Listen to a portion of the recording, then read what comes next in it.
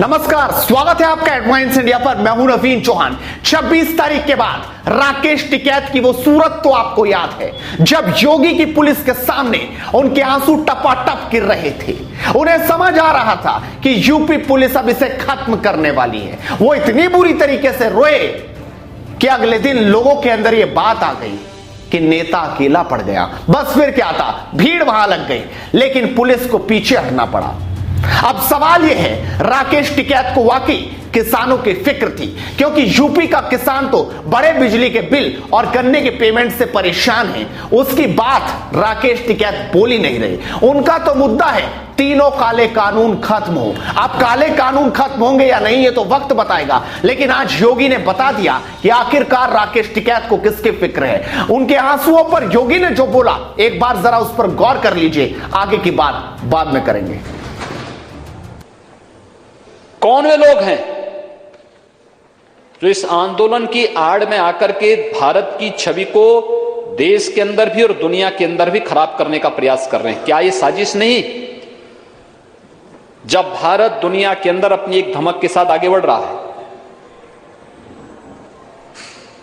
दुनिया के अंदर भारत एकमात्र देश है जिसने दो कोरोना के वैक्सीन बनाए हैं, लॉन्च किए हैं। न केवल अपने देशवासियों को दे रहा है, बल्कि दुनिया के अपने मित्र देशों को भी पहुंचाने का कार्य कर रहा है। वह दिन आप भूले नहीं होंगे जब भारत की वैक्सीन ब्राजील को जाती है, तो ब्राजील के राष्ट्रपति जी ने संजीवनी बूटी से उसकी तुलना की कि जैसे हनुमान जी संजीवनी बूटी लेकर के आए थे लक्ष्मण जी का प्राण बचाने के लिए, ऐसे ही ये कोरोना वैक्सीन जो भारत ने विकसित की है, ये हमारे देशवासियों के लिए संजीवनी बूटी का कार्य करेगी।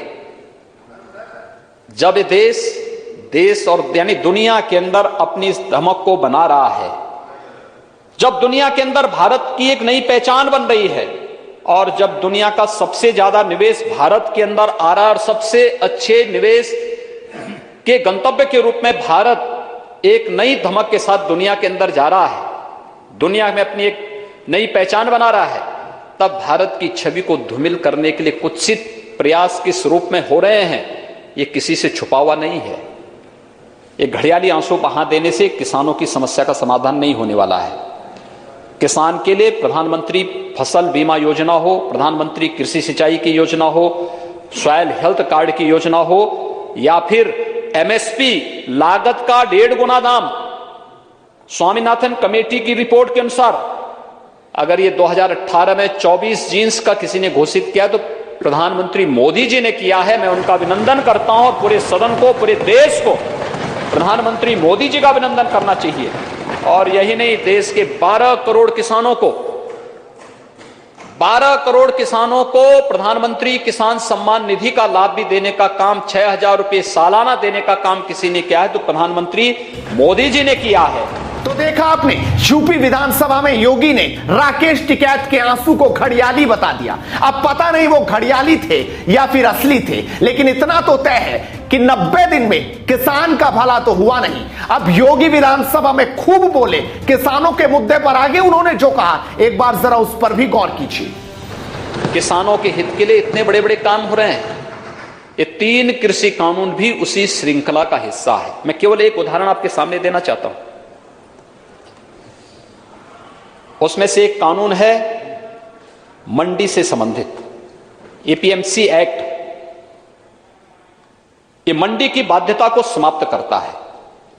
मैं किसान हूं, अगर मेरी मर्जी आएगी मैं मंडी समिति में जाऊंगा, और मेरी मर्जी आती है कि मैं मंडी में नहीं जाना चाहता, तो कहीं भी मैं अपनी उपज को बेच सकता हूं, अपने खेत में, अपने खलिहान में, या फिर मुझे लगता है कि यूपी में अच्छा दाम नहीं मिल रहा है, मुझे यूपी के बाहर अच्छा दाम मिलेगा, मैं लेके जाऊंगा, मेरी उपज पर कोई टैक्स नहीं लगेगा। ये गारंटी देश के किसानों को ये कानून देता है। लेकिन जो बीच के दलाल हैं उनको बुरा लग रहा है। ये लाभ किसान को क्यों मिलेगा?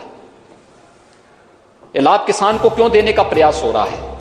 संसद में तो किसानों की खूब बात उठी, संसद का तो ताला लग गया, लेकिन अब यूपी विधानसभा में जब किसानों की बात हुई, पता नहीं हल कहां से निकलेगा, गाजीपुर बॉर्डर से, संसद से, या फिर यूपी विधानसभा में। इतना जरूर है, सियासत करने वाले चमका रहे हैं अपनी राजनीति, और रोटियां इस पूरे मुद्दे पर सिक रही हैं। कौन इन रोटियों को खाने के लिए तैयार है, और कौन बैठा देखता रहेगा, यह तो वक्त बताएगा। लेकिन इतना साफ है कि योगी ने आज राकेश टिकैत के आंसुओं को घड़ियाली बता दिया। आप भी अपनी राय इस वीडियो पर रखिए, साथ इस वीडियो को शेयर कीजिए और लगातार जुड़े रहिए हेडलाइंस इंडिया के साथ, क्योंकि मुद्दे की बात इसी अंदाज में चलती रहेगी। नमस्कार।